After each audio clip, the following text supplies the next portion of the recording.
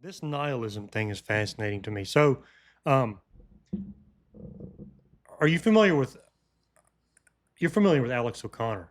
Yeah. He did a sort of a video essay here a while back on nihilism, and he talked about nihilism and agnosticism. Okay. Haven't watched it, I guess. He was sort of defending it. So tell maybe I don't know if I understand nihilism. If you had to explain nihilism, how would you describe it? Well, for me, it's just nothing's greater than anything else. That's how I see it. And maybe I have the Yeah. definition wrong, but it's just, yeah, there's no hierarchy to anything. So it's like, well, I have my opinions, but they're no better than anyone So it's else's. this. And it's just Hmm. that to extreme with everything where it's like, well, is it even better to feel good? Like to feel happiness or to feel pain? What's better? It's like, well, it's a very weird part of myself that doesn't like I don't care about happiness Well, even when I'm doing good because I don't think that's really something to live your life around. But it's like this weird thing, and I can't quite. I don't really know even what to say about it. But so he sort of. So this is interesting. So nihilism is sort of this idea that at core nothing matters. Like it all comes down to like if you ask somebody, so you let's just say you like drinking. Well, why do you like drinking? And if you ask why all the way to the very end, you'll find that people's what they like and what they desire is based on nothing. I mean, even if you focus on like the good things, like if you ask somebody, why do you go to work? Well, provide for my family. Or why is do you like to provide for your family? Well, and then people find that like, well, it's self evident. Like they'll just stop there, and that's where their source of meaning is providing for taking care of their family. And the nihilist will just be like, "What? I mean, yeah, but that's not based on anything." But he sort of defended nihilism. He's like, so just because you're nihilistic and you understand that there's no meaning to anything, or sorry, that there's no ultimate why to anything, doesn't mean you can't find purpose, or doesn't mean that a nihilist doesn't have purpose. Because he would call himself a bit of a nihilist, but he still has purpose. I mean, he believes that asking questions, he finds meaning in asking these hard questions. It's his purpose. It's why he lived. It's why he lives. But he doesn't. Anyway, that just sort of fascinated me. I never thought about that before. yeah, I don't like I said. So I one of the reasons I'm not very conscious of this is because I don't identify with this. I wouldn't even say I'm a nihilist, and I can't be a nihilist. I just can't be. You can't be. Well, like, so in some ways, like philosophically, or like in theory, or I am. So I would think the logical side of me is nihilistic, and maybe this is everybody because maybe that is logic. But like a belief in God is it's ingrained in me to the point where it's just there, and like it's gonna take a lot to actually never Oh, have that. And I don't maybe when I say belief, it's more of a holistic thing of like mind and body and I don't know, like the chemicals in my brain where I act like there's a God for sure. And yeah. I am passionate. I enjoy life. I enjoy things in life. So it's like maybe you can still be a nihilist and do that. I don't know. But it's not a core I don't identify with that part of myself and I can't. Like I can't get there. And I'm almost trying to. I will say this. I really do wonder what life without religion looks like, and I don't know why I wonder that or why I'm even pursuing it.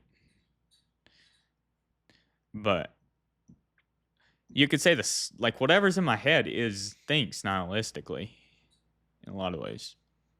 I mean, I don't know, because to me, like the the biggest thing that just it's not even a fear. Like I don't care, but it's like the thought of heat death, like the death of the universe. It's like it doesn't matter if there's a God because or what even he's like because trillions of years from now, from what we can tell right now, everything's just going to quit.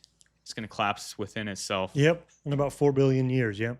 Wow, longer than that, trillions. Like I'm not Oh. meaning our solar Oh, system. gotcha. I'm Yep. meaning like everything as far as we can Everything's tell. all the stars, all the black holes are just gonna burn out. Everything will be gone. Yep. Or collapse within itself. Something we don't even know. You Yep. don't know. Now we don't know this for sure because like how can you know? But it's like that idea. If you use what scientists think is what they can see now and Yep. just continue it out, Yes. like everything has to. And so it's like, well, even a trillion years from now, it won't matter what you did. And it's kind of freeing. So on a good day, this is very freeing. It's just it doesn't matter. Right. Nothing matters. Right. Like you can but if you're depressed, it's not. Like it's like, well, nothing matters. So I don't need to do anything. Yes. It's just kind of a weird. So Now I would say I'm not a nihilist though, because like you can't just believe something. I can't. Which is interesting when you're talking about the architecture of belief, where how do people get there? That I guess that would be a question I have. I'd never really thought about. Where it's like, when would I say I'm a nihilist? When would I adopt that identity? I don't know. oh, that is interesting. Because I mean, in one way,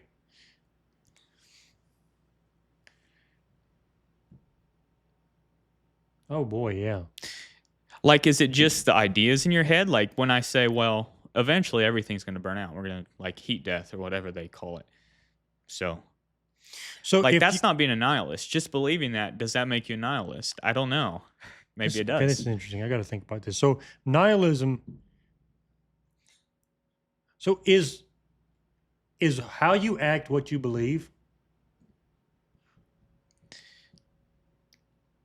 Well, I think so. Here's what I think belief is right now. If I had to say what I thought it was, it's when the thoughts in your head and your actions line up. That's when you can say you have a belief. The thing with nihilism is I don't know how you act. When are you acting like a nihilist? I guess maybe it's not. Maybe Well- maybe I have a category mixed up. But Well, I don't know. I wouldn't say so. so if I believed in God, I say I believe in God, and then I go act like God exists. I pass judgment on things like that are morally wrong because God said they weren't Yeah. right. So, and I don't. I try my best not to do them. I'm acting, and I also believe it propositionally or whatever. To me, that's a belief. That's when you can say I believe that. Gotcha. I don't know. Like this, that's just my personal definition, I guess.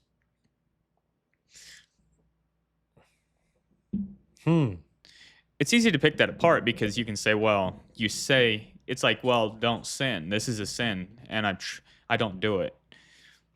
But it's like, to me, the intention matters, where it's like, I'm trying not to, or whatever.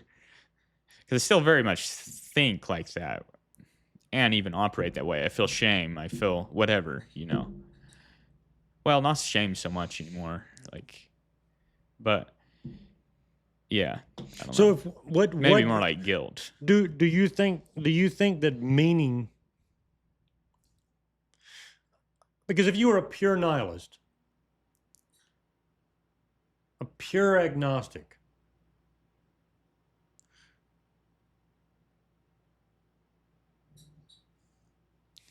see, I'm gonna suggest, I'm gonna say something as a fact, although I don't know if it's true. A pure agnostic can still find purpose. And yeah, So- maybe I have my definitions wrong on well, no, or not I'm not necessarily. quite. But all I'm saying is, it seems almost as if purpose is divorced from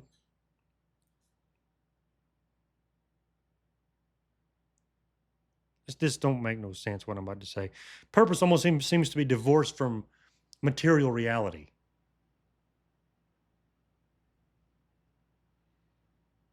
Like we seem to be able to find meaning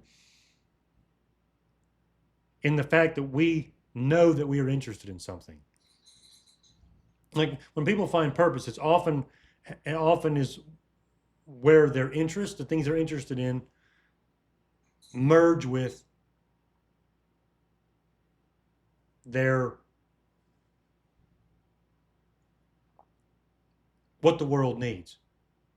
You know what I mean? Yeah. And so but it seems like as if you can believe that the whole world will burn up, and nothing will have. It would all have been for nothing materially.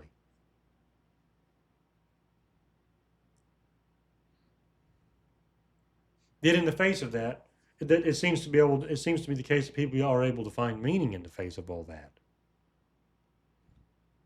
Yeah, and maybe that is like laying up treasures in heaven is pursuing your purpose and living life of purpose because that's not attached to material.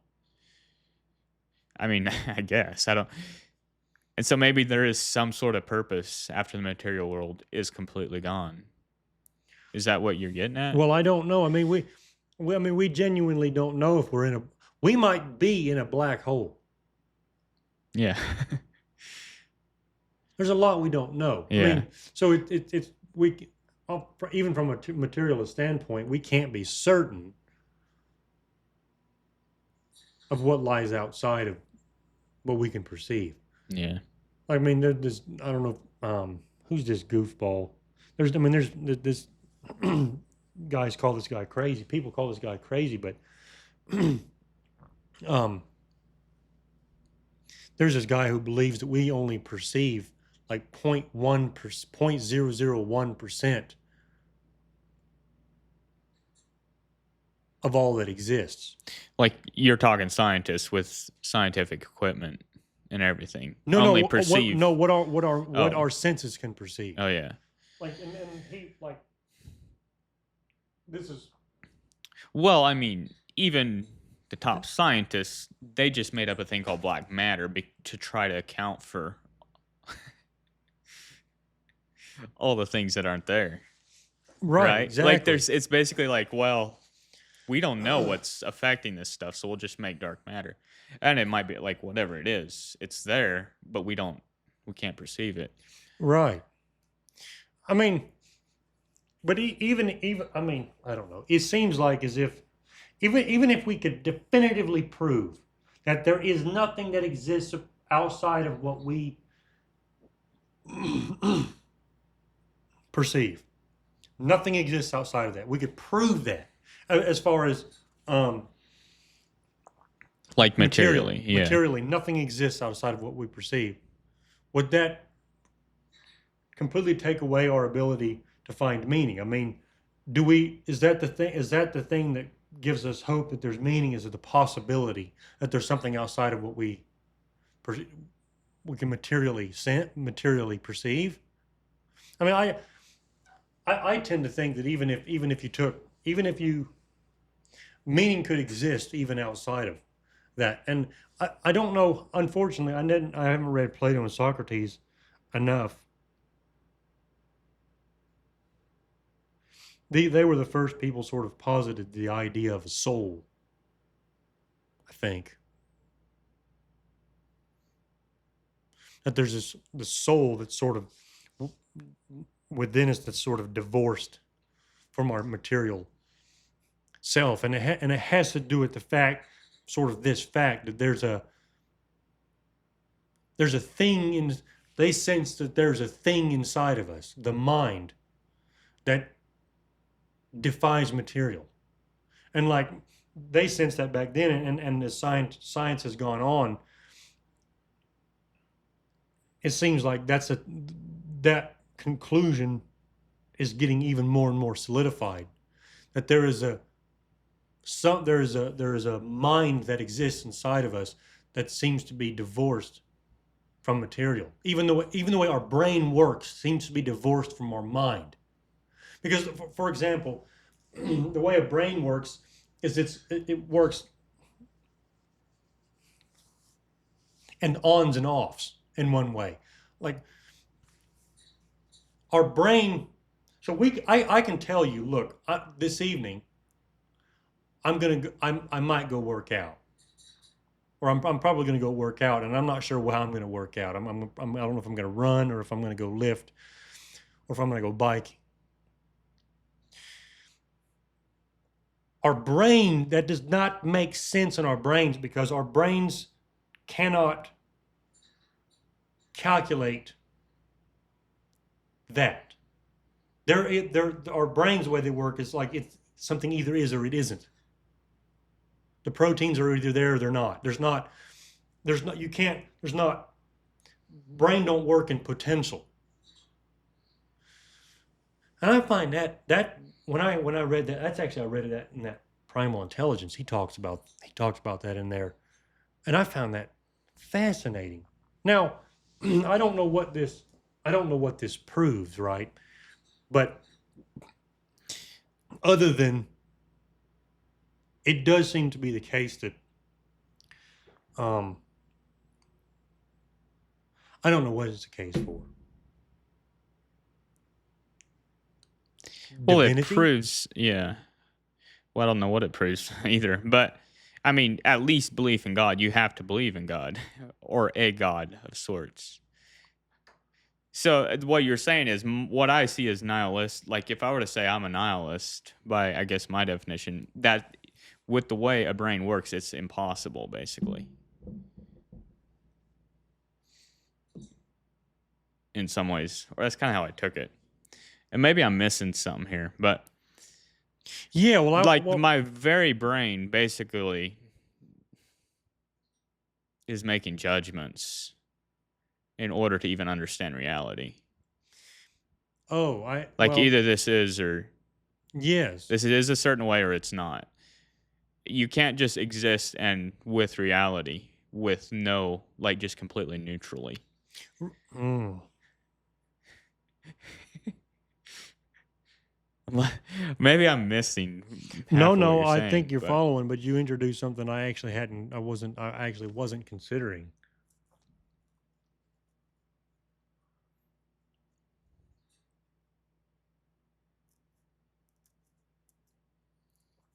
which until I use that word neutral, I wonder if that's what I think of as nihilism. Like it's not necessarily so dark as it is just like neutral actually is a better descriptor to me. Where it's just I don't know. Yeah, well, I guess the way I think of nihilism is a belief system based purely on the material. That's probably the actual definition. I don't like know. if you look it up in the dictionary. I don't know. No, not necessarily. I mean, I think the dictionary is a little more vague on it than this. So It's sort of, yeah, I think it's a little more vague on it. That vague. hang on, you said and nothing beyond the material. Nihilism believes. Did I mishear what you said? No. I would say it again. The way I sort of see nihilism is a belief system that's based purely on the material. Okay.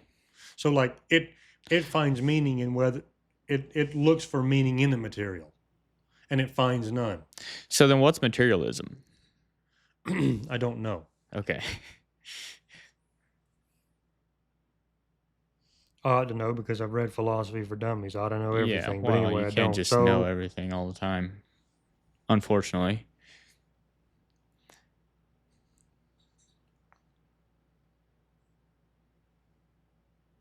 that's a lot the same. The theory of that physical matter is the only reality, and that everything, including thought, feeling, mind, and will, can be explained in terms of matter and physical phenomena. That's materialism.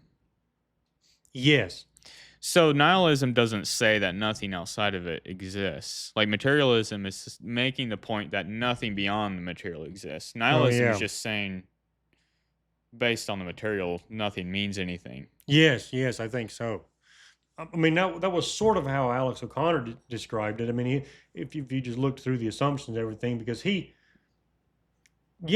says I think he would consider himself to be an agnostic or whatever, a nihilist. So to him, those two, agnostic and No, nihilist, not kind of necessarily. I'm go just thinking together. about that now. Okay. But he would call himself a nihilist, yet he finds meaning. And I'm not sure. Agnostic just means, I think agnostic more roughly means to sort of withhold judgment. Withhold. Oh boy, this is complicated. I got into this with the boys the other night because I was making the case that I was a bit of an agnostic, and they saw that as a negative word, and I don't necessarily see it as a negative word. I mean, I see agnosticism as extreme humility. Yeah, I think a lot of people just think it means undecided. But yeah, that's how I've always thought of it. It's just like I haven't decided. Like it's kind of a Yeah. lukewarm thing. But the way you say it does make a lot of sense. Where basically it's just curiosity looking at the world Yes. and not saying this is what this is necessarily. Right. And maybe I'm not using the word agnostic right. I mean, maybe I don't know. But that was one that so that was one thing too that I added in this introduction thing, is that I do think that and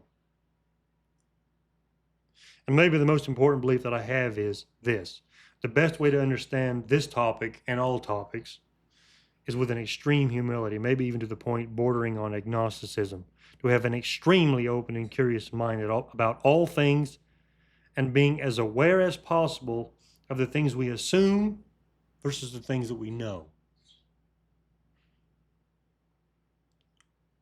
Being very conscious of what those are and being able to divide the two. And once you can separate those, it's important to not make the mistake of assuming that just because something can't be proven doesn't mean it's not true.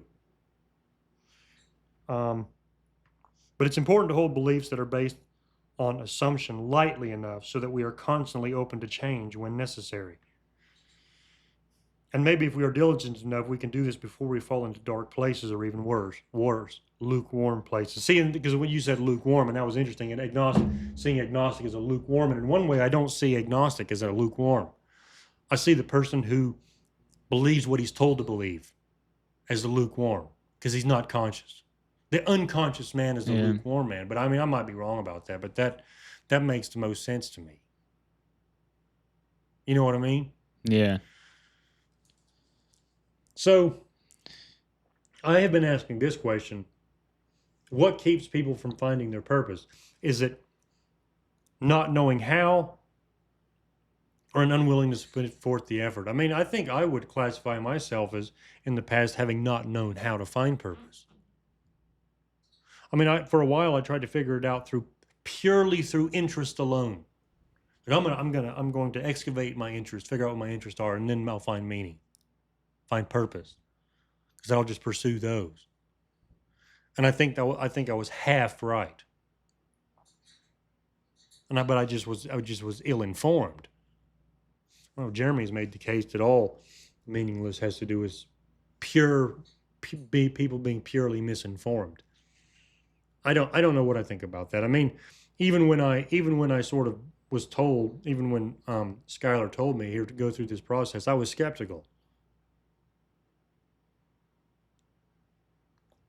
So I think sometimes we choose not to as well. But anyway,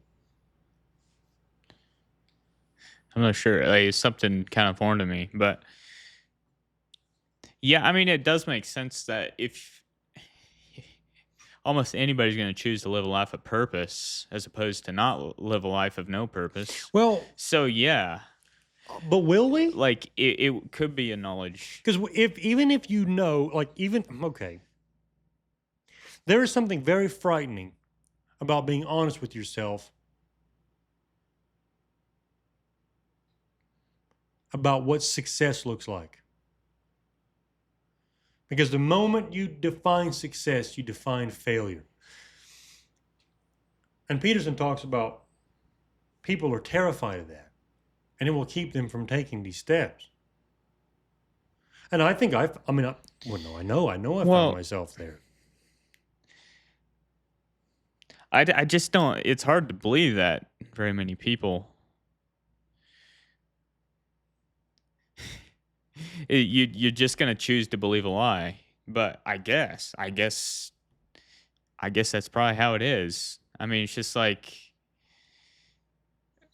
I have a hard time getting there. Choose to believe a And lie. I have a very hard time empathizing with that. Now, do I do that? Yes, but like the thing is with me, like when I say I don't agree with that, it's like, or when I find it hard to empathize with that,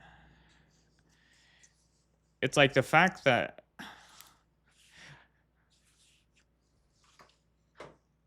like, if I knew I was believing a lie, I would do my best to figure it out. Okay, hold on And a I minute don't think though. anyone, Explain this. So I think I'm missing it.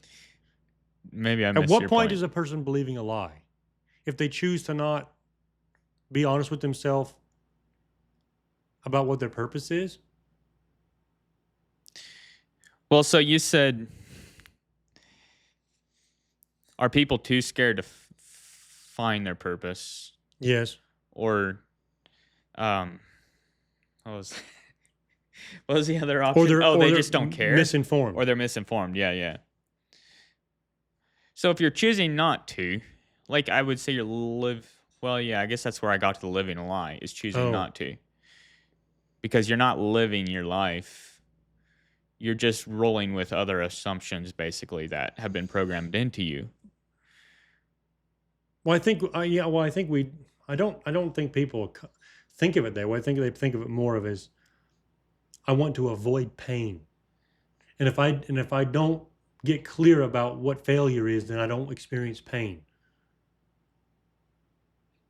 Although it's a lie because Yeah. then you're experiencing pain because you purposeless. Well, yeah, I mean, yeah. That it comes back to bite you eventually. Like Right. you don't get away with that. It you're But far better off being if you're honest with yourself. unconscious, you don't know that. Right, right. So, yeah. Unfortunately, that's true. Yeah, I don't know. Like some of this is a little bit unexplored territory for me, so Yeah, well, it is for me too. But yeah, I feel like there's probably a lot of things I do kind of engage in where I'm like, well, let's not get too into that. I might not like what I find out about myself, well, yeah. but So to circle back, so you had I can't think of anything right now. you said you were really nihilistic. You talked about, there's a part of you that's really nihilistic. So it made me think of,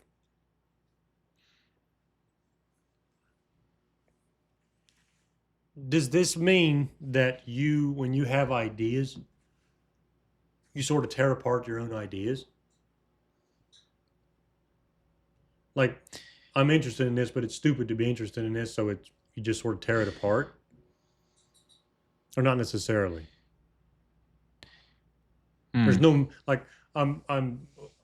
Oh, this is interesting. Oh, but what's the future in? And then just, Well, see, I would say I'm not nihilistic because I don't. oh, Like I dive right in usually. oh, okay. That's what I mean when I would say I'm not Oh, nihilistic. But yeah. I mean, it's like with I don't know, like with weightlifting, I dove into it and then I'm like, well, the logistics, what I want out of this, it's just not going to happen. Like I wanted to compete. Stuff's too far away. And so I'm like, well, I'm not going to be traveling halfway across the country to go lose a weightlifting competition because like I was so old and far behind. Um, so it's like, yeah, I dived into it with a lot of passion. It doesn't seem to work out. So then I just move on to the next thing, whatever I'm enthused about, right? How does this, well, maybe I got off topic a bit, No, but no, keep going. yeah. The point is, you can't say you're a nihilist if you're doing that, can you? No, not really. Like now, yeah, like I'm trying to play the guitar. I disc golf. Like I have these things that I'm very passionate about and I'm willing to work at and spend time with. Like I'm really willing to put work in, even if I don't just love doing it. I don't know. Like, are Oh, you nihilist if you're doing that?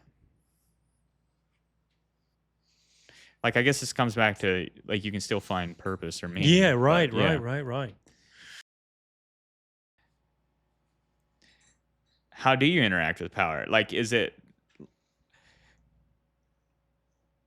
I guess I think of Lord of the Rings first, and I think of the ring as power, but maybe it's not quite just power. Where anytime it got used, it wasn't that great, or it shouldn't have been used, right? Or you're not supposed to use it, is the idea. I'm not super familiar with the story, but One ring to rule them all. Yes, that ring absolutely represented power. That was its entire purpose in the story, was that it represented power. so they wanted the most humble being Yes. to have it. I guess he's human. He's just a hobbit, but Yeah. whatever. And the idea was he wouldn't use it, right? Is that not kind of what's Least likely. Yeah, but he did. Even he Yes. failed. Yep. But it's like I can't get behind that because we know that even though the psychopaths are playing a losing game, there's always going to be more psychopaths. I don't know, or whatever. I don't know. This is just I'm trying to think about this. Oh boy, I have to think about this. So did the ring represent power or ultimate power? see. Yeah, I don't Because know. that That could probably because I mean the other so like you do have like who is Aragorn, like the right, very masculine, powerful king figure. He's a yes, king. He's and he exercised power. yeah. I mean, and there was a lot of power that was That's wielded true. even on the good side there. I mean, Yeah. they were placing judgment. They were placing judgment on anything that wanted ultimate power. They were using their power against anything. I mean, if you want to use it, if you want to think about it that way. I mean, Anything to me, that wanted to control everything. I mean, yeah. the thing is that seems so paradoxical in a way, because what they were trying to destroy was ultimate power, and they were using power to do it.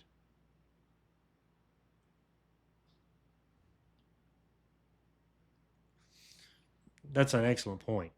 I think. Now, think like I hadn't even considered this. This is an interesting develop to me. Like I'm not. This basically ultimate power paradox, whatever. Like I Yeah. hadn't even got there. Well, I on don't my know. own, It for just came sure. to me too, but that stuff's gonna be cold. Yeah. Is it any good cold? There's more flavor to it. You can taste the flavor more when it's cold, right? That is true. I can. It's not horrifically bitter. I don't mind cold coffee. Some coffee I don't mind cold, but Yeah. this is interesting. Here's what I think about it right now. It's inconclusive. What the role, or no, I don't know if it's inconclusive to everyone, but it is to me. I don't understand yet. I don't, and I mean that in the purest sense. I don't understand the complete relinquishing of power is not good.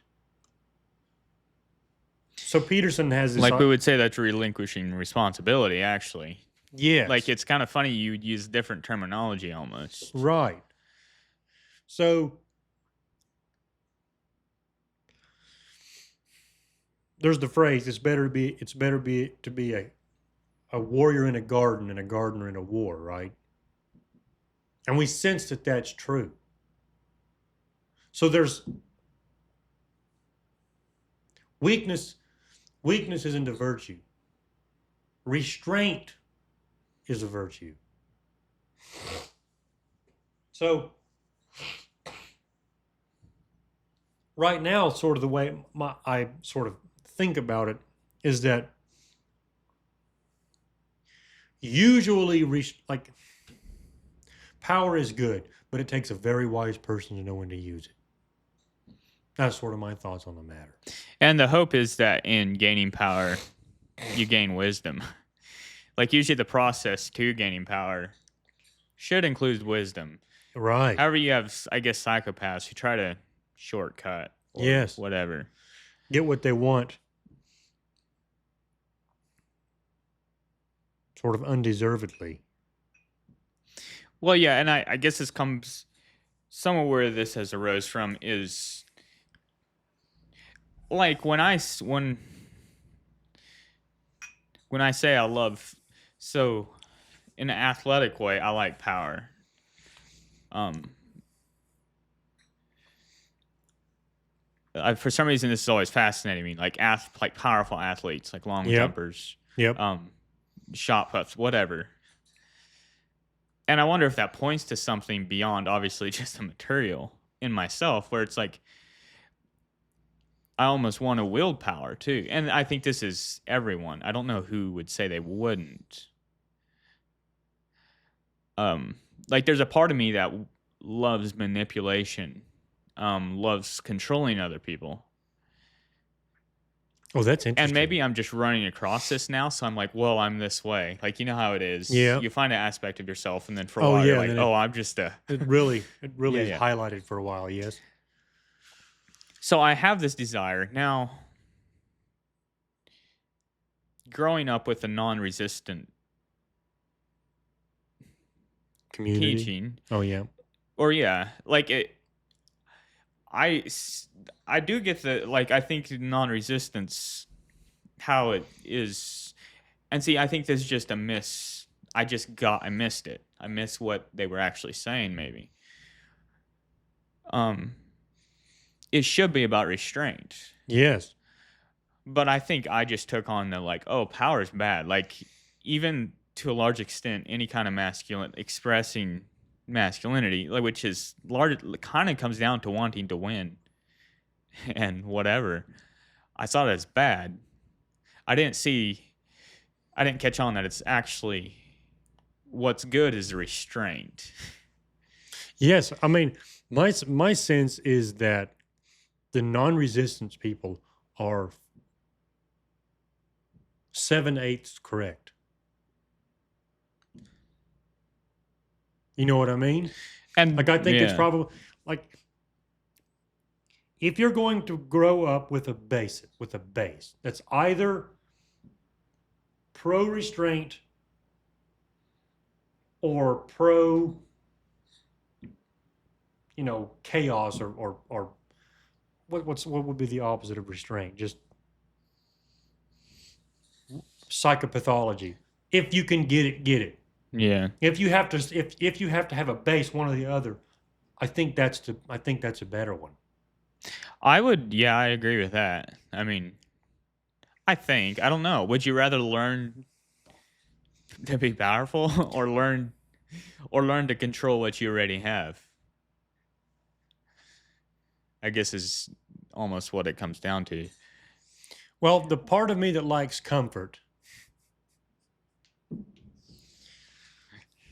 the part of me that likes comfort would hope that the unconscious people weren't violent.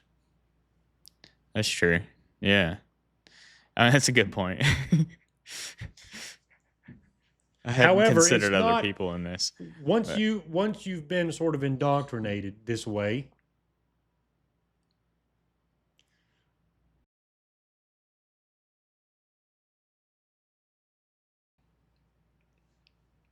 to learn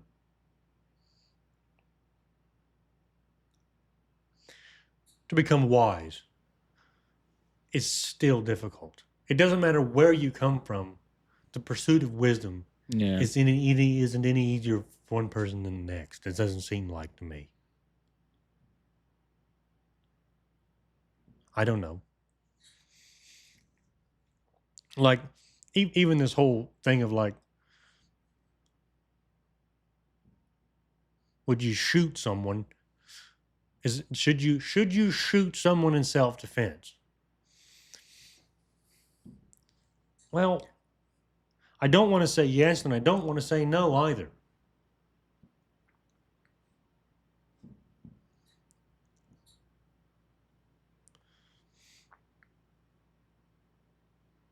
I mean, until you pull the trigger, there's always the possibility of negotiating your way out of this. And if you were a truly wise person, if you were a truly powerful person, you could probably use words to get yourself out of the most dire situations. I guess that comes down to the. It also could come down to the Peterson thing of like hell is basically finding yourself in a place where you have to do that. Let's say, and like Yes, yes. maybe if you took responsibility, you would never find yourself in a position where you're having to defend yourself with force. I guess is Right. the ultimate goal. Right, right, right, right, right.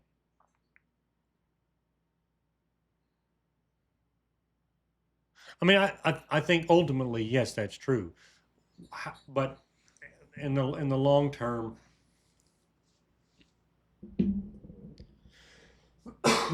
we find ourselves in a crazy world. Yeah. I mean, it's certainly the case where we find ourselves, despite our best efforts, in circumstances where there aren't any good answers. We only have two bad. We only have two bad options. Yeah.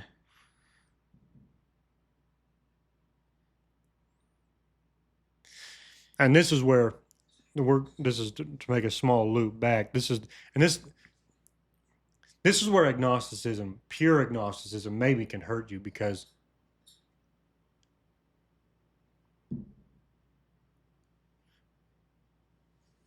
pure agnosticism sort of has this idea that nothing that's proven is true. Nothing that's unproven is true. I mean, that's how it gets misconstrued anyway at times, right? And so therefore, they just will get stuck in immobility. And that isn't so good either. Yeah. Sometimes you have to assume that the assumed is true in order to move forward. And that's sort of, and to my thinking, that's faith. You know what I mean? Like, Yeah. we have, you have to assume something is true that you don't know is true in order to go forward. You have no promise. You have no promise that following the assumption is true. Now, again, I'm faith in and of itself isn't a virtue. We've talked about this before, but you can, with the human ability to believe whatsoever one wills, completely divorced from reality, he can do it.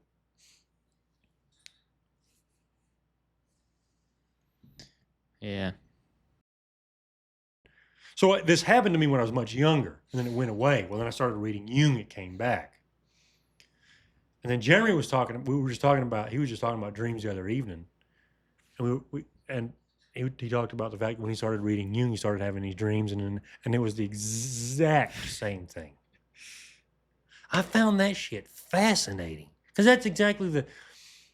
Even if we didn't even necessarily read Like that I would part say of you're Jung. fairly different people. I don't know what you think, but you're not. Yes, You're very different. but Jung had Humans. this idea that there are universal archetypes. There are sort of universal dreams. And no matter whether you believe, it's not like I even studied that part of what Jung was.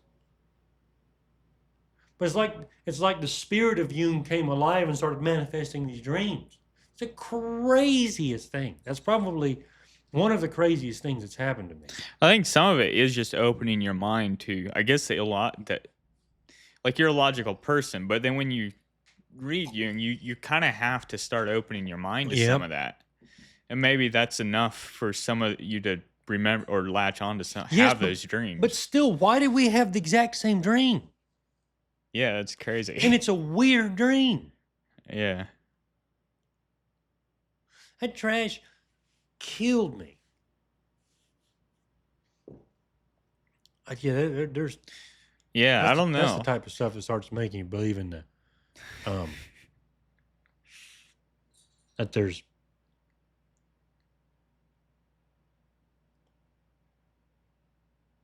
extreme powers beyond our consciousness that we don't Well, we don't that's understand. back to the power thing.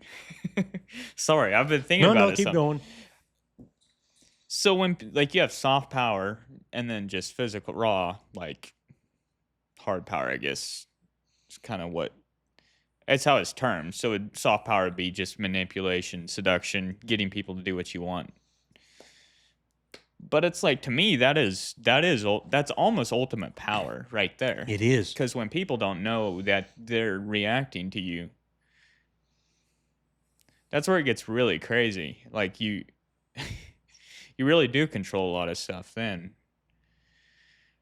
And it's Yes. like, so when you dive into Jung and some of this stuff, the idea is you basically can learn once you kind of discover a lot of these things in yourself. Well, I'm just putting this together now, to be honest, but the idea would be you would have unlimited power almost. Like, I think there could be a. Now, if you go into it with that desire, your psyche will correct you, is the Yeah. thing. It's not going Yeah. to let you by with that if Yeah. you face the truth. You can't go into this thinking, oh, I'm going to start a cult or whatever without the being confronted by something. Yeah, I don't know. It's been a while since I actually read Jung, but yeah. Yeah. It's very cool stuff. And Well, this hemisync thing, that's exactly Skylar's words. That the people who talked about, the people who were working on this, believe that this, with some of this technology, including but not limited to hemisync, it is possible to unlock within us the power to affect absolutely. There's no limit to what we can affect in the world. That's a crazy idea. It's so crazy, in fact, that it strikes me as plausible.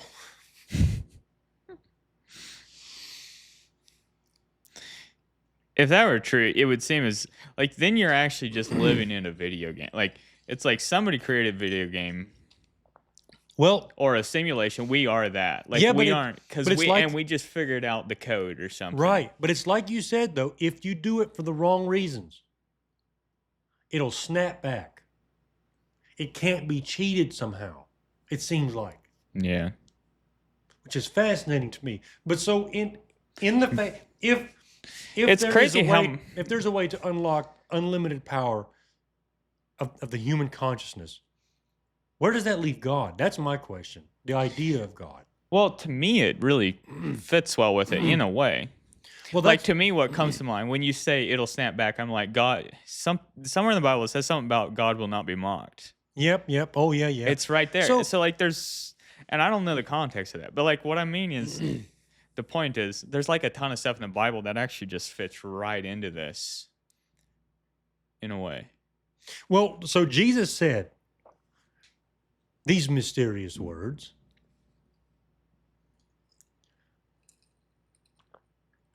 Great, he told his disciples,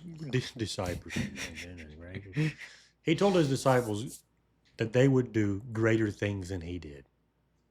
What in the world? did Well, he I think in mean? that same passage there's something about the lamb laying down with the lion. Is that not all in the same quote? I Like you will go unfortunately out, don't something know. about you'll go out and do greater things than I, and or maybe that's Revelation, a whole different. I don't know, I'm probably, but but there's some crazy things in the he said some Bible crazy stuff that are like like that. that. Yeah, and you go, well, I don't know that we've done that, and I don't, but maybe Right? I'm sure there's theologians who have a lot of explanations for it, and I'm I mean, curious what they would have to say. People seem to have this drive to want to. There's both drives out there. There's a part of people that wants to bring it down to real life, and there's a part of people that wants to take it into the extreme. Like the well, alchemists, it's just a metaphor, and it's just talking about something that we experience here. Well, like they're almost resisting any kind of growth. Is what it seems like. Yes. Or Yes. enthusiasm. Like these are enthusing ideas, right? Like they to believe Yes. that's true. This is Yes. it's a call to action. Yes. Actually, is what And it is. I like to think about it, the fact that the spirit that possesses the dogmatic religious people, or the spirit of the dogmatic religion possesses people, and that spirit, as all spirits, philosophize or whatever in their own, like any kind of spirit is self-preserving, and so it wants to, and obviously that spirit dies if that's true.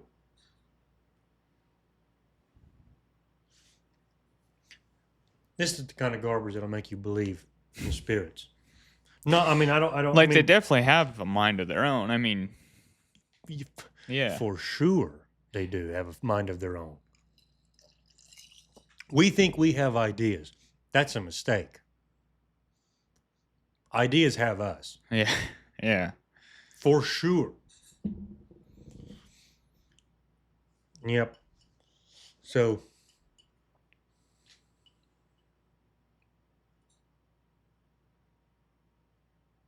that's actually a sort of fantastic. To me, I think that's a fantastic sort of note to end this on, is this idea that